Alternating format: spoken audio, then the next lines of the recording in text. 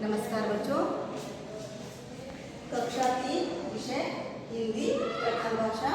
आज हम नया पाठ पढ़ने जा रहे हैं, सोने की खान। पाठ 9, सोने की खान। बच्चों आप अपने रीडर निकालिए, पेज नंबर 66। नया पाठ पढ़ने जा रहे हैं हम लोग, सोने की खान। हमें सदैव कर्म करते रहना चाहिए और फल की इच्छा नहीं करनी चाहिए। मन से की गई मेहनत कभी व्यर्थ नहीं जाती, उसका अच्छा परिणाम अवश्य मिलता है। यहाँ पर देखिए बच्चों, इस चित्र में आपको एक संत दिखाई दे रहा है और एक आदमी दिखाई दे रहा है। दोनों में कुछ बातचीत हो रही है। इस पाठ में संत और एक व्यक्ति दोनों बातचीत करते हुए बताया गया है। एक आश्रम का दृश्य। आश्रम मतलब साधु संत रहते हैं ना, उसको आश्रम कहते हैं। दृश्य मतलब नज़ारा। यहाँ एक संत और उसके शिष्य रहते हैं। सभी अपने अपने काम में लगे हैं। तभी एक भोला नाम का एक व्यक्ति आश्रम में आता है। इस संत का आश्रम होता है, उसमें एक भोला नाम का आदमी आश्रम में आता है। भोला: महाराज जी प्रणाम। संत: आओ, कहो घर में कुशल तो है? कुशल मतलब सब ठीक है। भोला: क्या बताऊँ महाराज? संत: हाँ बताओ, मैं तुम्हारी सहायता करूँगा। भोला: महाराज, गरीबी मेरा पीछा नहीं छोड़ रही है। लगता है कि मेरा भाग्य खराब चल रहा है। समझ में नहीं आ रहा है कि क्या करूं। संत: भोला, इतना परेशान मत हो, 2-3 दिन बाद आना, मैं कोई न कोई उपाय अवश्य बताऊंगा। संत के आश्रम में भोला नामक व्यक्ति आता है। वह संत को प्रणाम करता है। तब वह संत से कहता है कि मैं बहुत गरीब हूँ और गरीबी मेरा पीछा नहीं छोड़ रही है और मेरा भाग्य मतलब नसीब खराब चल रहा है, मैं क्या करूँ। तब संत कहते हैं कि परेशान मत हो, मैं तुम्हें कोई ना कोई उपाय बताऊंगा। भोला: जैसी आपकी आज्ञा, मैं 3 दिन बाद आपकी सेवा में उपस्थित हो जाऊंगा। 3 दिन बाद भोला आश्रम में पुनः आता है। भोला: महाराज जी प्रणाम।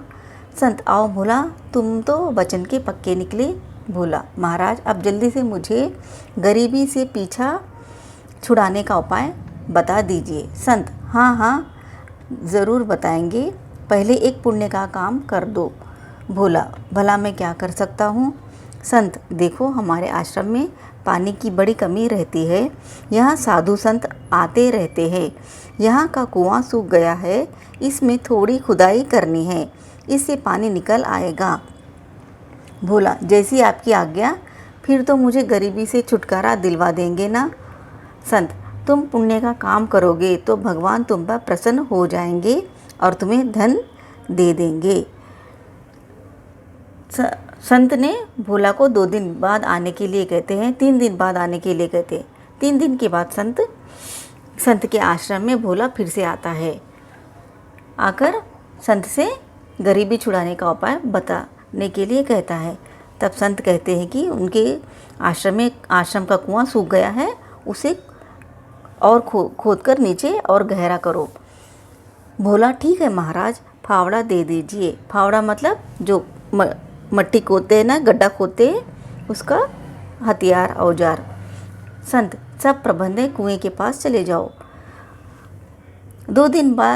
2 दिन बीत जाते हैं, कुआं काफ़ी गहरा हो जाता है। अचानक भोला को एक घड़ा दिखाई देता है। वह उसे उठाकर संत के पास ले आता है। भोला घड़ा रखते हुए: महाराज जी, कुएं से यह घड़ा निकला है। संत: भोला, इस घड़े का मुंह तो खोलो। भोला घड़े का मुंह खोलता है। वह उसमें भरे चांदी के सिक्कों को देखकर दंग रह जाता है। भोला वो कुआं खोदने लगता है।